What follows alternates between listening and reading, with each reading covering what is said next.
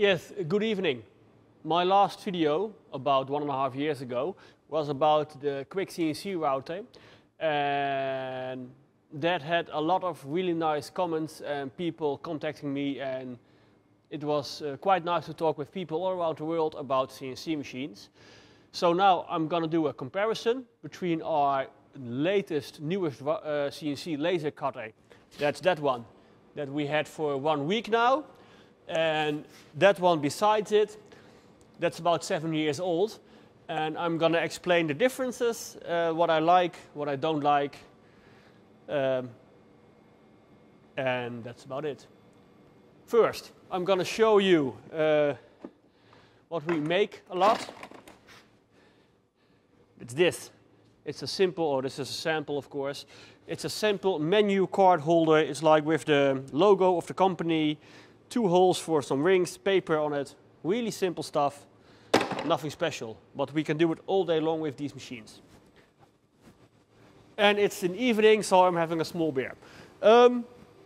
First, laser cutting. It's amazing. It's the quick, easy, fast. In 2017, I went to China, Jinan, with my wife on our honeymoon. And she was kind enough to let me play around in the machine factories for 3 whole days.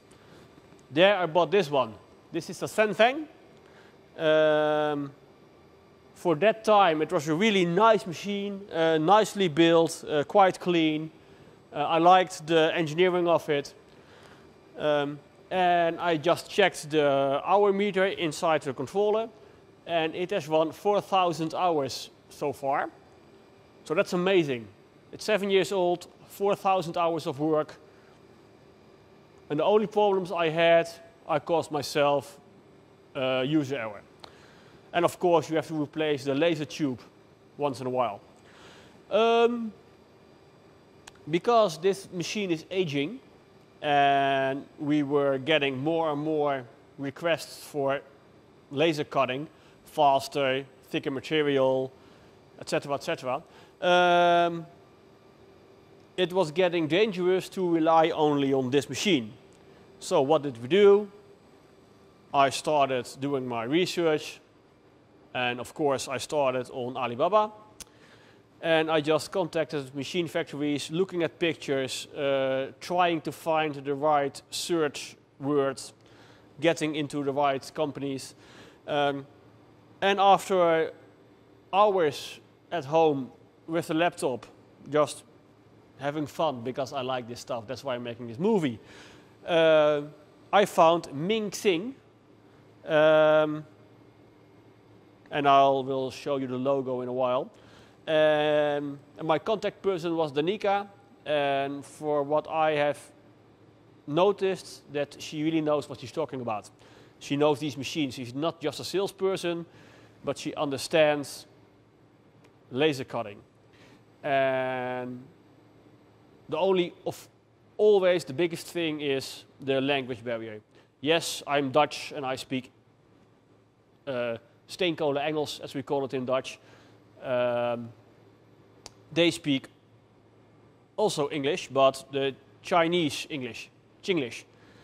So it's a bit difficult to communicate, but it works. And if you know what you're doing and you know what a laser does, how it works and how it is controlled, you'll be fine.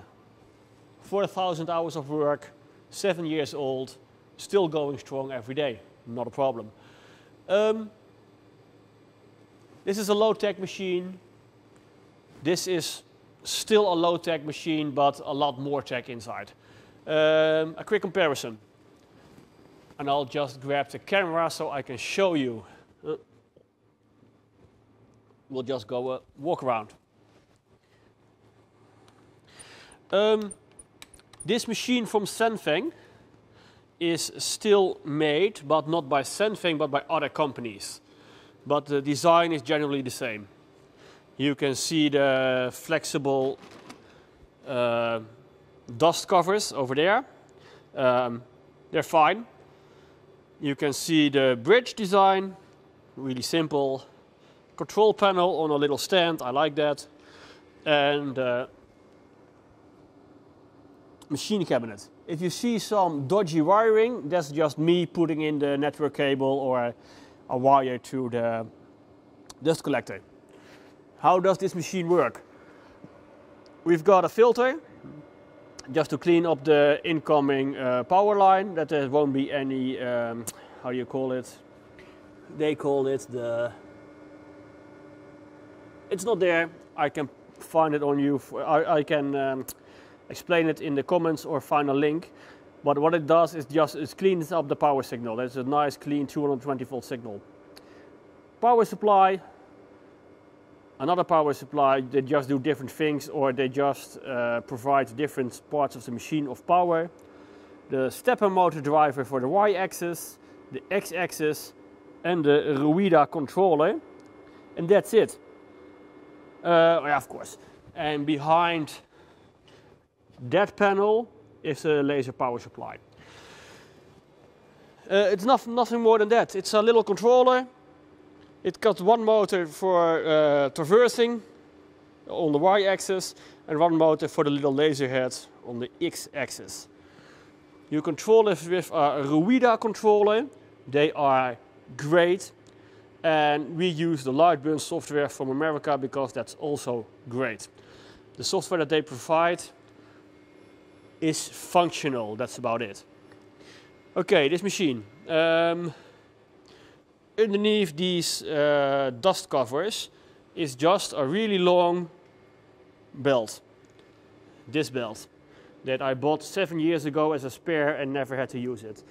It's just a simple belt with the tooth belt, and I'll show you how it works. Let me open this up. Okay. There is a little, I hope you can see. No, you can't. The tooth belt comes in from here. It goes up. It goes on a little tooth pulley over here, and then it goes down again. And that tooth pulley is connected to the to just this little stepper motor, and that is on an axle that goes, one axle goes there and the other one goes there. And that's about it. It's simple, it's functional, and it works. As you can see, this machine is 7 years old, so it is dusty, but you can also see that they use thick aluminium plates. It's nicely built, it's not bad. Not bad at all. This is of course not the way to do it, but it functions. Let me close this one again. This one is a 130 watt machine, or 150 depending on how you read the tube. And this one has a 350 watt tube, so two tubes that are linked together, and one single tube of 70 watt for engraving. This is so annoying. Yes, closed. Okay. What else? You have some dust collection ports underneath the machine. They go to a simple duct, 2 fans, and then we blow it outside to the roof.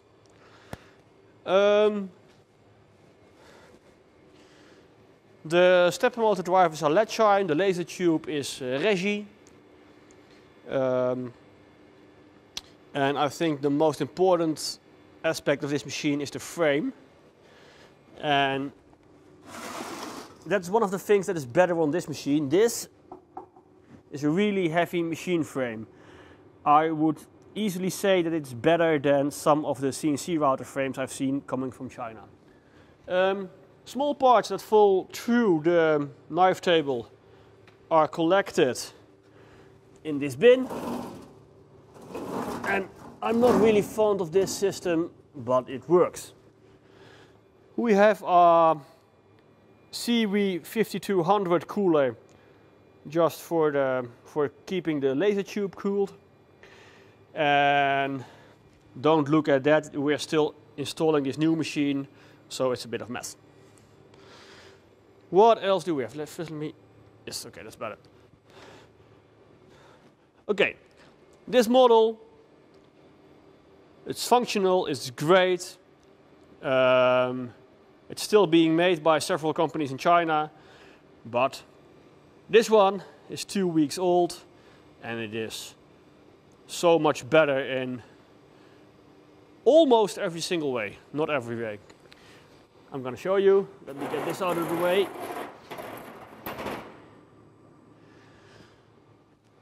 What I like about this machine, of course, is the double tubes. So, jump right in. No, that's not a good idea. We'll come back to that. What I like is that it has 3 laser tubes. So 2 laser power supplies that are linked together to 2 tubes. With mirrors, they are combined into one laser spot. That means that this machine will cut 3 or 4 times faster than this one. But the problem with big heavy lasers is that you can only use them at about 10%. So if you have a 300 watt laser tube, the minimum power you can use is 30 watts. That's not good for small lines or small markings or serial numbers. So we also installed a 70 watt tube, and on 10% that can use 7 watts for really light marking and engraving, really stable, really nice. As you can see, there's a humongous size difference between the bridge, and that's because there's a lot more technology in here. First of all, what I really like is there is a second hose that goes to the front, and you see all those little holes. It will collect all the smoke and just pump it through a filter installation. I will show you later. And we'll open up this one. And now you can see where all the magic happens. First of all, this machine is servo driven. As you can see here, it's a little cute, nice tube. And in that enclosure are 2 tubes that are linked together with 1 output. And here you can see the mirrors. This is for the small laser, for the small laser, for the big laser, and for the big laser. And there's a nice difference. This one is the bog standard one that you see everywhere, but this one has 2 little tubes going through them, and that means that it's water cooled, because the mirrors will heat up over time. The water will keep them at a stable temperature, and thus they won't deform, and the laser path alignment will be steady throughout use and also when it's heating up. Let's say you're using it all day. Also, what we have here, this is the belt system running underneath. It's not stable. Here we have a servo motor. I like that. Servo motor, reducer, and we work with a tooth rack. That will, you will have no slack. The machine will stop at a certain point and really stop. If you're using a tooth belt, it is rubber with metal inside in a tooth belt, but it will still stretch. So the machine will stop, stretch a little, and move back again. Not a problem on this one. Okay, that's the back end. Let's go to the front. The front of this laser, that's a nice feature I really like. And that is moving optics. I'll show you. You can hear how silent it is. And let's move it in front. What you see is a big tube, the big laser, the small laser. And with the big laser, the laser beam is bounced off that mirror, and it will move alongside to that mirror, and back to the delivery head. And that seems a bit odd in the beginning, but I'll show you why. Because that mirror is moving at half the pace of that one. So let's say this is the start point, and this is 50 centimeters. I don't know how much it is, just for explanation. From here, it goes 50 centimeters to this mirror, to that mirror, and 50 back. So in total, the laser path will be 1 meter. Yes, we work in meters here in Europe. But if I move it up,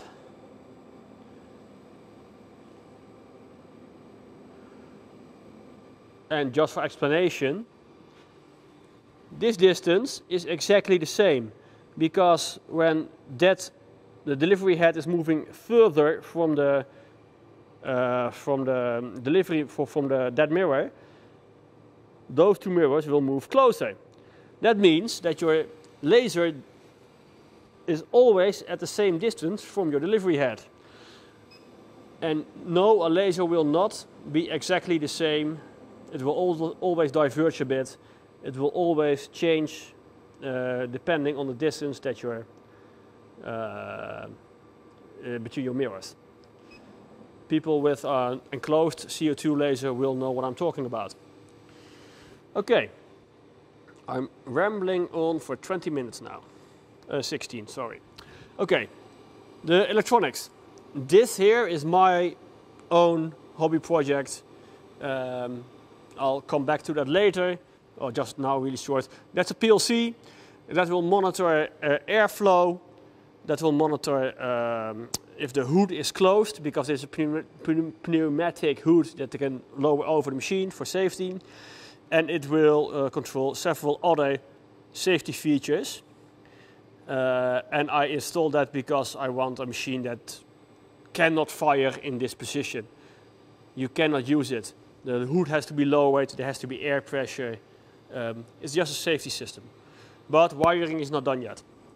So from here on, that's the wiring from China. And this machine has quite a nice upgrade. Here we have 2 power supplies just to supply the machine with power. 220 volt ground and phase. I don't know how you call it live. This is the Ruida controller, and these are servo motor drivers. They are nice. I can show you the difference in sound when I move this one back. That's nice and quiet. And let's move to the one with the stepper motors. Again, 4,000 hours of work, no problem, but these are steppers. Listen.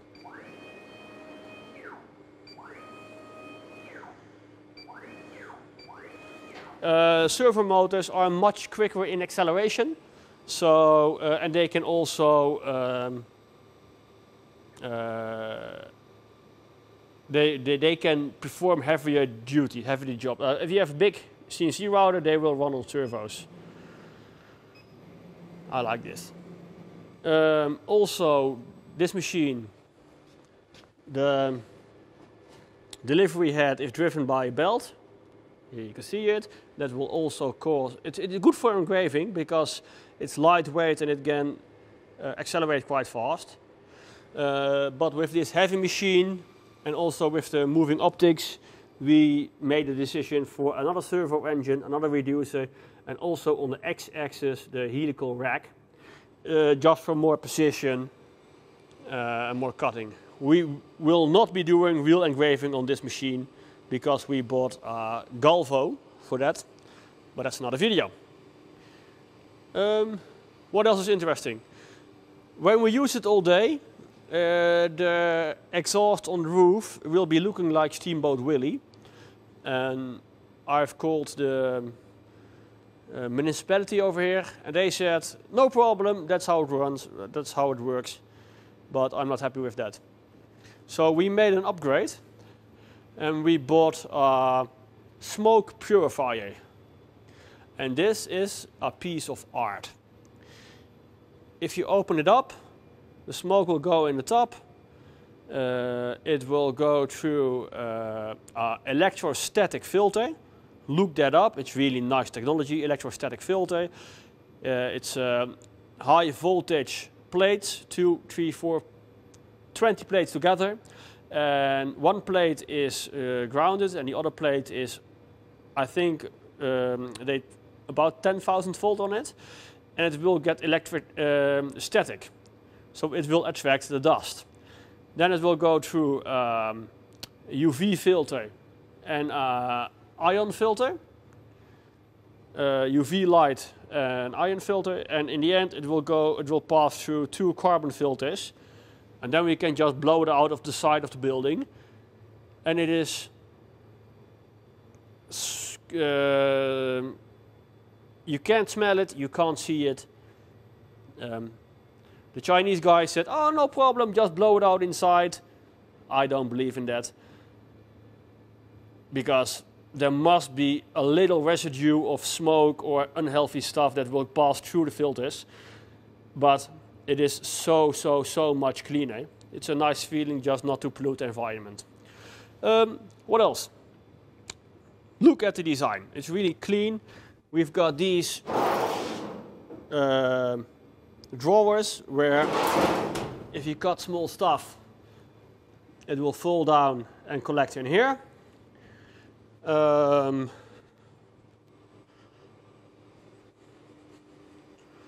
And what I also like is that the cooling system, it's is integrated here in the back. You see?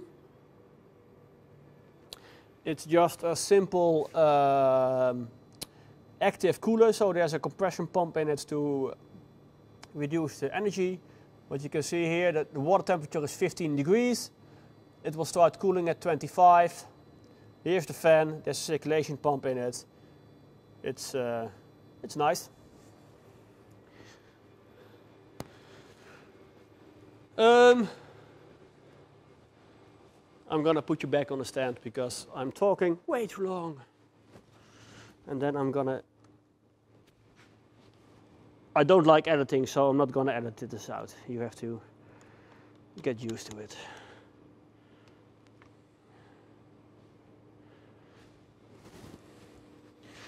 Okay, now the weird thing, pricing.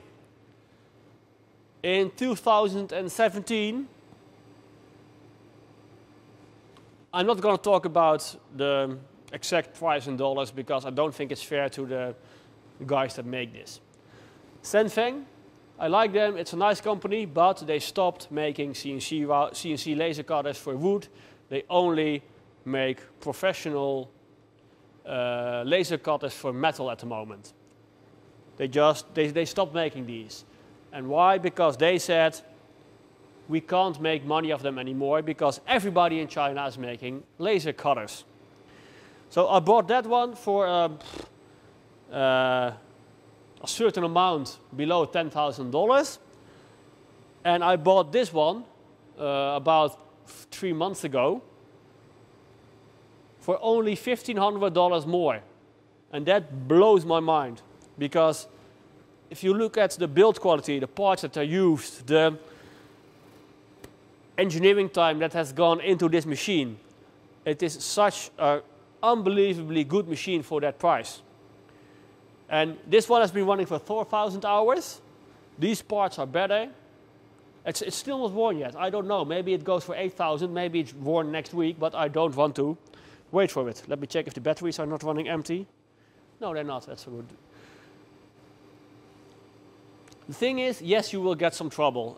Maybe one of the laser power supplies will die out. Maybe your tube will wear quickly, maybe not. But if you are prepared to educate yourself on how they work, and the first rule is wear safety glasses when using the machine, or let the hood go down, or never touch the red wire, because the red wire is, it's not certain death, but it's about the same. It is these two power supplies are, let me check to be certain because I was amazed.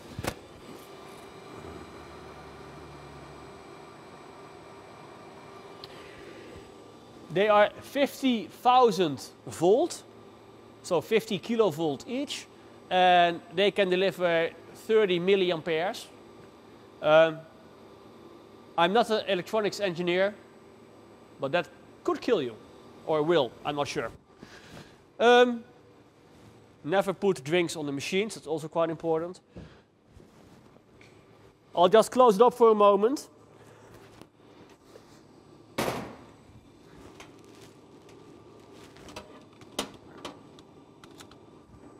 Okay, oh, easy.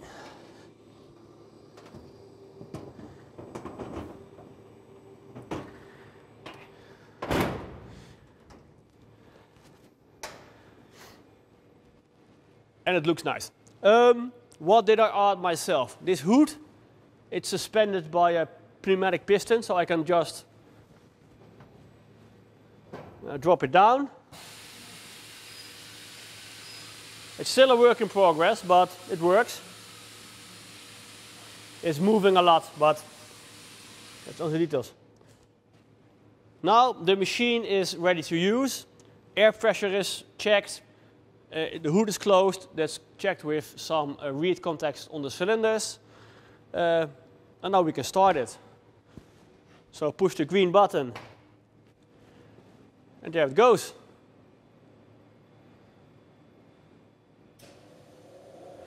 It will automatically start the dust collector. You can see it's cutting right now. And I didn't prepare this, so I have no idea what we're cutting. A little bit of air. But you can see the smoke. I hope you can see. Let's show you how good the smoke extraction is. Let me zoom. And it's focusing on the safety screen. That's nice. Okay. The thing is, this is polycarbonate. The laser cannot pass through it. So that's a nice feature.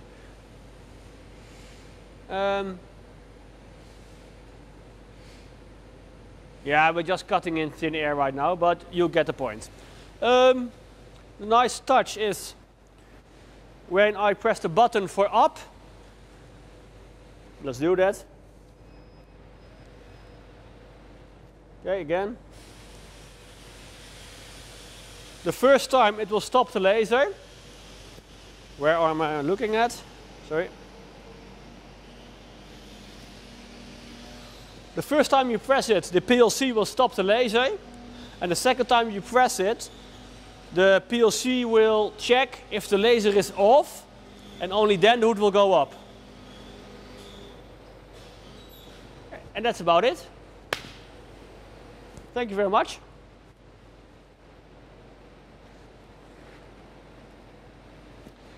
Okay, one last thing. If you want to know something about these machines, we make a lot of nice stuff, and the machines are my hobby. So if you want to know something, just ask. Maybe I've got time to answer your questions, maybe not. It can take a few days. But I hope if you're looking for a laser cutter that maybe I helped you somewhere, maybe not, we'll see. Thank you.